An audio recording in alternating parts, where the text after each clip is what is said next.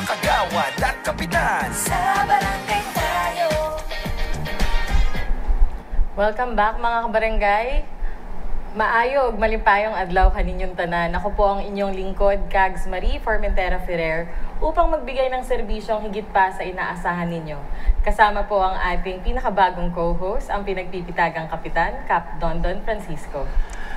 Isang mapagpalang araw po sa inyong lahat, mga kabarangay. Ito po kami. Kami po yung nasa second segment naman. At nandito po si Attorney Boom. So, marami tayong malalaman from lalo-lalo na dahil sa, syempre, nandun mismo siya sa COMELEC. Alam niya yung mga bagay na pag-uusapan natin at mga itatanong namin. Shoot! Cags Marie. Ayan mga kabarangay. So eto na nga, kanina pa kami naghihintay actually ni Cap Dondon ng pagkakataon para makapanayam natin ang ating always on the hot seat pagdating sa usapin ng eleksyon. Ang ating favorite na attorney, ang ating COMELEC officer from Pasig. Tanungan ng bayan. Oo. At alam kong lahat ng ating mga kabarangay na nag-aantabay sa Barangay Tayo, lagi rin siyang hinihintay. Kaya I'm sure after this, ang dami na namang manunood, marami rin na naman tayong matatanggap ng mga anak na katanungan. Saka sabi naman namin sa inyo mga manonood na dito sa Barangay Tayo, yung lagi namin pinagbabasihan ay yung mga bagay na talagang may yung reference namin, yung taong may kaalaman o kaya batas o kaya local government code. So ito na si Attorney Boom at pwede na namin tanungin in your behalf doon sa mga laging bumabagabag sa ating mga tanong pagdating sa darating na kampanya at sa mga national na rin, Attorney. Yes po. Kasi siyempre, may mga kapitan, kagawad na sumusuporta rin sa mga national candidates. Tapos, at the same time, sabit po ako doon. Okay? Meron po akong ganon. So, gusto namin malaman yon ni Cags Marie kung ano yung mga pwede namin gawin at hindi namin pwedeng gawin. I see. Well, as initiated by the DILG, nag-ask po sila ng legal opinion from the COMELEC regarding those barangay elected officials po kung pwede po silang mangampanya or sumuporta po sa isang kandidato. And settled na rin po yan sa ating Supreme Court decision since political officials po sila. So hindi po may iwasan talaga na may susuportahan talaga. And ang sabi po ng COMELEC sa kanilang legal opinion, pinapayagan sila with limitation syempre, subject sa supervision po ng DILG. Make sure lang po na sa pagsuporta po ng ating mga barangay elected officials, huwag po magagamit ang kanilang influence, ang kanilang position, at more importantly, yung kanilang state resources. Bawal pong gamitin ang mga barangay halls para mag-conduct ng mga campaigns or even yung mga vehicles po para magdala po ng mga campaign materials, food, or any other paraphernalia para lang suportahan po ang kanilang napupusuang kandidato. Oh, okay, malinaw po yun. Pero meron akong medyo naanohan, attorney. Yung influence, kasi ako, katulad ko, kapitan ako, I cannot do away with my influence by being the punong barangay of my barangay. So, if I will support, kunyari, a senator or a mayor, paano po yun? Mapapasok ako doon talaga doon sa very influential person yan kasi kapitan yan o kaya kagawad yan. Yeah, good point po, Kap. Pero siguro, to be objective about it, make sure po na wag po nating dadalhin ang ating posisyon, ang ating resources para lang po i-promote yung ating kandidato. Kasi at the end of the day, it's part of your freedom of expression. At hindi naman po inaalis sa inyo yan kahit na elected official po kayo ng barangay. Thank you, attorney. Yun nga, medyo narinig ko rin kasi about sa DILG. It's becoming confusing po, lalo na sa mga barangay officials natin na kasi may nilabas rin si DILG na we are not allowed na sumali sa mga political practices at saka yung ginagawang exercises ngayon pagdating sa kampanya. Pero when it comes to COMELEC, they are allowed. Pero attorney's right kasi may limitation po. Pero yun nga po ang hirap kasi i-define ng limitation. Right. Well, siguro po, the safest answer would be since the barangay officials are subject to the supervision po ng DILG. Yes. So yun po yung guidelines na susundin po nila. Basta po kami sa COMELEC, ang sinasabi po namin, it's part of your freedom of expression, subject to limitation, na hindi magamit ang kanilang influence or even resources para i-pursue ang kanilang sinusuportahang kandidato. Okay, attorney.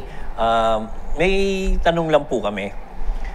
bago tayo pumalaot sa problema namin ni Kags Maria. Doon muna kami sa mga medyo mag-aanggang na problema. Medyo general. Okay.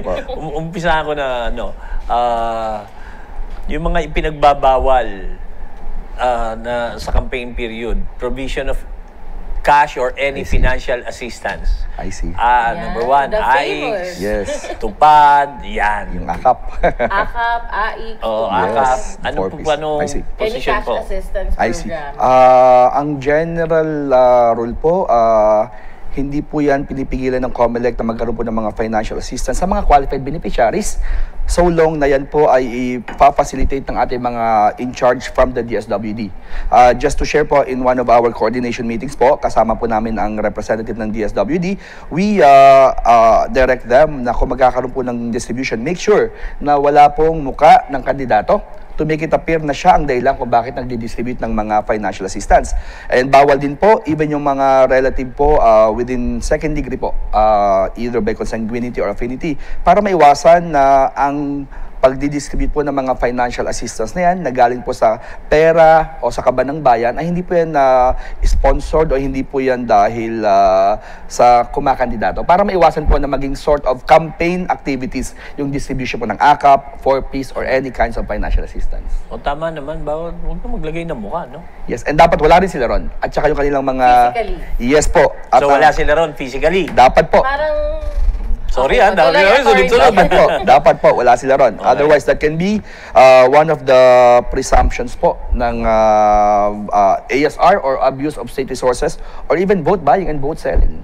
So, Yeah. maipasok ko lang, attorney, since we're talking about it, na hindi sila po pwedeng nandun physically, even yung mga tarpaulins nila Yes. dapat wala doon. Yes, tama.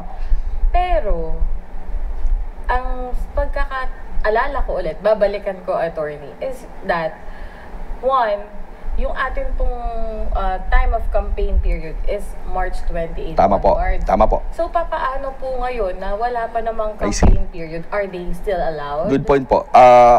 Pursuant to COMELEC resolution, lahat po ng mga unlawful acts or mga prohibited activities po sa ating mga local candidates, mag-start po yan sa campaign period March 28. So, very safe po kung ginagawa po nila yan now hanggang March 27. So, hindi po yan namin ika-count. Pero syempre, siguro, a moral obligation or delikadesa, no? Sana maiwasan ng mga kandidato na ilagay nila kanilang muka. Because definitely, hindi naman galing sa kanila yan. Yan po ay programa ng gobyerno sa ating mga qualified beneficiaries. So alam nyo na po, ngayon pa lang, ubusin nyo na before March 27. Yes. Mag-araw-araw na kayo ng distribution. Yes. Pero yan yung isang nawawalang salita na ng Pilipino, yung delikadesa. Yes. Sad to say. Yes. And gusto ko rin i-point out to, meron kaming specific resolution, 10 days before the election, total prohibited po na siya. Ang pamimigay po ng mga ayuda, ang exception lang po niyan ay yung mga burial tsaka medical assistance. Specific po yan sa aming COMELEC resolution. Okay, 10 days days. before the election. Yes po, So, no ayuda would be allowed po. Dapat today, as of March 19, dapat wala na. 10 days po. So, 10 days. 12, 11, 10, 9, Before the 8, 7, election, 6, hindi 5, campaign. 4, Before 3, the 2. election, So, sorry. May 2 po, magsisimula na po yung total ban natin Okay, sa pagbibigay ng ayuda. Gusto ko lang nalinawin. Sumusunod din ako sa iyo eh. Hindi ko kasi ako bigla eh. Parang gusto ko lang po linawin, mga kabarangay. So, 10 days before Yes. the election. Kailan yun, About attorney? 10 days May 2 before po the ba? campaign. May 2 po, kasi May 12 po ang ating May election 12, po. So, May yan, tuloy-tuloy pa rin po ang ating pagbibigay ng ayuda, mga kabarangays. Kaya wag po tayong mag-aalala. Okay. Kasi syempre, alam mo kahit paano, attorney, napakalaking bagay rin naman talaga ng mga ayudas. I know some of you will not agree because instead of giving them something to fish, binibigyan na po natin sila ng ihahain nila. But you know, sa mga nangyayari at nakaranasan po natin after the pandemic, up to this date, attorney, marami pa rin tayong mga kababayan talaga na apektado pa rin na makabangon ulit. Tama naman po. Kaya nandito yung mga ayudas. But unfortunately, yun nga, out of delicadeza, nawawala yun. Nagiging mukha na dapat utang na loob namin to dun sa nagbibigay sa atin. Tama po. At sana po, hindi maging batayan po sa ating pagboto yung mga nabibigyan ng ayuda. Because ang mga ayuda po yan ay galing po sa gobyerno. Hindi po yan galing sa personal na sa taxpayers' money. pera po ng ating mga kandidato. Pero alam mo, kung pupunta rin tayo about sa usaping ayuda, kung gagamitin siya for election at magiging batayan yun, isipin nyo naman, mas maraming hindi pa rin nabibigyan. Tama. Yes. I agree. Totoo So yun. kung yun ang magiging batayan, baka hindi manalo yung kandidato. Tama. Di ba? So, moving forward, Attorney, syempre, kumustahin naman po natin mga kabarangay. Attorney, kamusta na po ba ang ating ballot printing? I see. Ongoing po ang ating ballot printing. Meron po kaming live stream po sa aming official Facebook page. Simula po nung nagkaroon po ng TRO and after po na magkaroon ng adjustments, tuloy-tuloy po, nag-double time po ang COMELEC para po ma-ensure na bago po yung araw na election ay matapos po yung ating mga balota po. Bugbog ang COMELEC. Yes po. busy, no? Yes po, kaliwat kanan po yung ating mga coordination meeting to ensure po na lahat po ng ating mga deputized government agencies. Kasi kami sa COMELEC po, si Chairman, whole nation approach. Lahat po ng mga agencies na maaring makatulong para ma-ensure na maging maayos at malinis ang ating election ay talagang kino-coordinate po namin lahat ng aming mga proseso, lahat ng aming mga activities. Okay, Attorney. So, dire-diretsuhin na natin Yes po. to mga barangay dahil alam ko, meron kayong hinihintay na katanungan talaga na gusto rin natin na marinig ang opinion ng ating Attorney Boom Santiago. Attorney, etong election na to, 2025, last year it was called, this year will be the super election. Yes, tama. Kasi may midterm election, meron tayong BAR, meron tayong BSKE. And as we speak, ganun pa rin po. Kasi wala pa rin postponement ang BSKE. Tama po. Not postponement, rather. I Batas. stand corrected. The term setting, Yes. wala pa pong na-approve na batas. Yung BARM po is moved from May to October. So ngayon po yung preparation talaga ng COMELEC, babalikan ko na naman yung sinabi ni Cap Dondo na talagang busy po ang COMELEC ngayon. Ngayon, Attorney, ang tanong ko po dyan, kumusta naman po ba ang ating voters registration para sa BARM at BSKE? I see. Kung meron pa rin po bang preparation ukol rito sa dalawa? Because magkakaroon ng, magkakaabutan di ba? So Tama yung po. preparation ng BARM, Tama. preparation ng BSKE, tapos meron tayong haharapin na midterm election. Tama po. Well, kami po sa COMELEC, ang focus namin ay yung May 12, national, local, and BARM parliamentary elections. So, matapos po yung election, wala po kaming bakasyon. I-open po ng aming komisyon ang voters registration. I believe ang aming chairman po, nagbigay na po siya ng press release, although hindi po official dahil wala pa hong specific COMELEC resolution, either by July or August, i-open po ulit yung voters registration para sa barangay at saka sa SK po. So let's see kung anong eksaktong petsa po yan i-open po para po makapag-rehistro yung mga hindi po nakapag-rehistro for this upcoming May elections. Yung BARM, Attorney, hindi na magkakaroon ng registration. Pa rin. Kasama po sa preparation namin ngayong midterm yung BARM Sa bagay. So, wala pa hong official na announcement po ang aming chairman regarding sa BARM. Ang press release po niya when he was asked about the voters registration is specific po for the barangay and the Kasi SK yun ang po. nationwide Yes po. Yes, Yes yun po. ang nationwide. Kasi iba rin po yung setup ng BARM Oo. Kasi I was part of the study group for the BARM election code. Special po siya kasi may touch po ng culture, tradition as Opo. compared po sa Tama ating po. regular na election code. Tama po. Attorney, ako na magtatanong. Yes, Okay. please, Cap. Maraming hindi naniniwala. Siyempre, doon sa mga lumalabas sa social media, yung na hindi daw foolproof at vulnerable pa rin daw sa hacking o pandaraya ang VCM machines ng COMELEC. Daw yan. Totoo ba yun? I see. Kayo po ang Sorry. nun? Okay, I always say this. Ang ating machine po ay meant to scan and read. And kung ano po yung binabasa po niya, yan po itatransmit niya. And speaking of hacking po, meron po mga safety nets po, even sa ating automated election law, na last December po, nagkaroon po ng verification po ng source code. In-invite po lahat ng mga public sectors, private sectors, to check kung prone po ba sa hacking. And after po ma-validate yan po ay in-escrow po sa BSP pursuant to the automated election law. And maliban po dyan, kung meron pa rin po kayong pagdududa, kasi kami sa COMELEC open naman kami, we are so transparent about our process, may tinatawag tayong random manual audit na kung saan bawat election i-identify po ni COMELEC yung mga presinto na magsasubject po sa manual counting para ma-ensure kung ano po yung resulta sa machine, dapat po accurate na parehas po sa magiging resulta pag manually binilang po siya. Saka, Attorney, ako mismo witness Pinakita sa amin Tinawag kami, inimbitahan ng mga kapitan inimbitahan ng mga iba-ibang ahensya para panoorin eh. Pati Yes. yung mayor namin na pinanood Totoo. eh. Nagkaroon po kami ng nationwide road show po ng aming Oo. ACM. Oo. And kung napansin niyo po, Kap, mas mabilis to.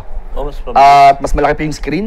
So the people would know kung ang resibo po na kanyang may kita ay nagmamatch sa balotang na-scan po ng aming machine. So ganyan po ka-transparent yung ating gagamiting automated counting machine. mukhang labanan sa vote buying na lang eh. No?